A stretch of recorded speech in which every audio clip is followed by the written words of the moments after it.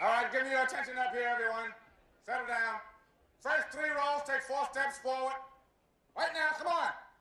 1, 2, 3, 4. Okay. That's good. Turn around. Hold it, Mr. O'Malley. What's your excuse? Oh, I had this big stack of forms I was filling out. I looked up. I didn't know what time it was. Mr. Clark, what can you do? This is a prime example of the kind of inefficiency and apathy that is destroying this school, people. Mr. O'Malley, I can't believe you're as bad as you seem, so I'm going to give you a chance to revitalize your image. I want you to set up a student peer tutoring program. Yes, sir. We'll see if the students can't help themselves. Lord knows you teachers aren't doing the job. Ms. Levias? Yes, sir. I want remedial reading on Saturdays. Yes, Mr. Clark. We'll have to ask for volunteers at regular pay because we can't afford overtime. Mr. Clark. Yes, Mrs. Santos. The problem isn't our pay. What is the problem as you see it, Mrs. Santos? How to get the students in on Saturday, sir. You hear that, people? Mrs. Santos says, how do we get the students in on Saturdays for remedial reading? Well, I'll tell you how. We'll go to their homes. We will talk to their folks. If their folks can't read, they can come in too. The only way we're going to get anything done is to get everyone involved. And that goes for all of you.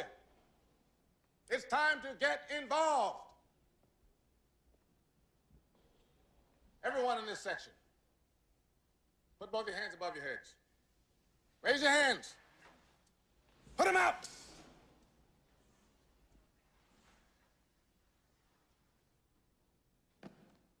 You people represent the 70% of our students who just failed the practice exam. 70%. But that is not their failure. I don't blame them. The failure is yours. That's right, yours. How many hours do you spend preparing your lesson plans?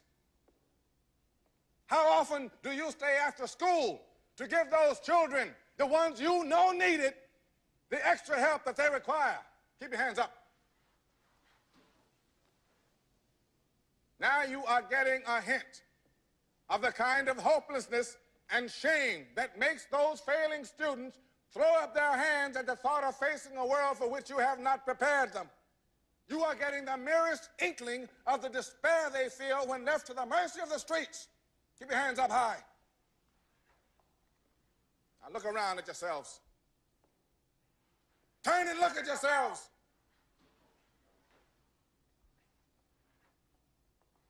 Because you are failing to educate them.